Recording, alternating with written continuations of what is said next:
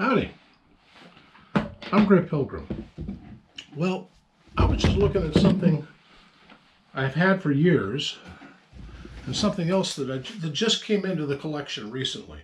This I've had for years. I think I picked it up in an estate sale. It's a Navy Arms 44 Remington, and it's a beautiful thing. This is one of the original that Val Farquhar had somebody, I think probably Army San Marcos, make in Italy for him. And it's a beautiful thing. If you're not familiar with the Remington system, let me show you how it works. To load it, you put it into half cock. First of all, drop the loading lever, pull out the center pin, pull out the cylinder. Well, you can load it in the gun, but if you want to clean it or load it outside the gun, this is how you would do it. And you see it has a star pattern on the rear here and a place to put the caps, and then a regular cylinder up front. When you've done, you got it clean or you're filling it up or whatever, you sort of, let's see, which side would it go in on? This one, I think. Like that. Line everything up. You know, Clint Eastwood in, what movie was that, where he walks down the street and loads up a cylinder.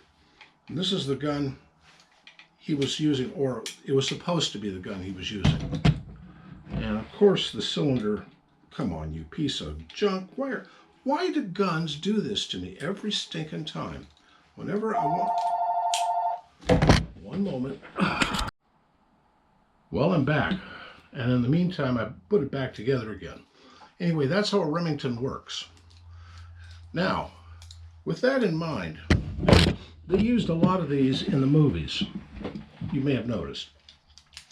But if you want to get a good bang out of one of these, you can't really just load it full of black powder and no bullet. But if you're not Alec Baldwin, you better load it with no bullet.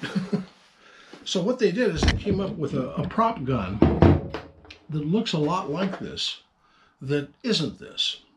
And this recently came into my possession. This looks just like a Remington, doesn't it? It isn't. What this is, let me pop this open the same way, drop the loading lever, pull out the center pin, and drop the cylinder. Now you notice it's got holes in the front just like the other one. But take a look at the back. You know why it's so wide open like that? It's meant to fit these. And what are these? They're not bullets. These are a blank firing device of some kind. I'm not quite sure how they work, and the gun itself does not work with them. It just does, if you load these up, it locks up completely. And most of the time, even without them, it locks up completely. So, you know, it's just a very picky, fussy thing. And I can see how an armorer in that period would have some issues with these things. This one, my original Navy Arms works like a champ compared to this gadget.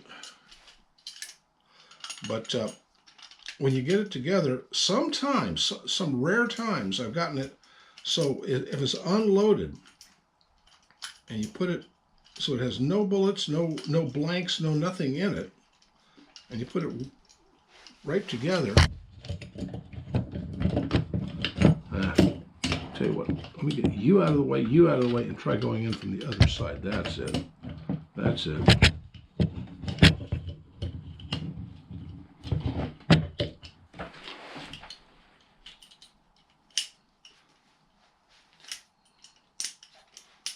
Now, let's see if it'll, nope, won't work. See, it locks it up completely. I don't know what's wrong with it in here, but something's wrong with the lockup. But you notice there's a gaping hole here, and that's because it doesn't have the blank rounds in it. But it's a steel thing. It feels like a real gun. It weighs like a real gun. This ain't a real gun.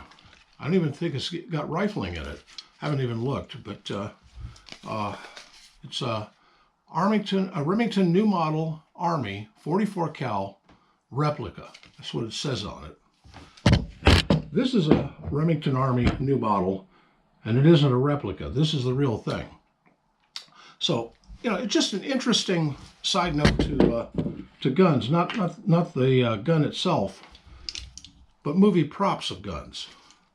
And I can see how if you're not used to such things, finding something like this laying around on the movie set, you might get a little bit wary, especially if it's the armorer isn't there and doesn't tell you it's completely unloaded. You know, see Alec Baldwin. Anyway, just an interesting side note to the weird world of guns. Happy trails.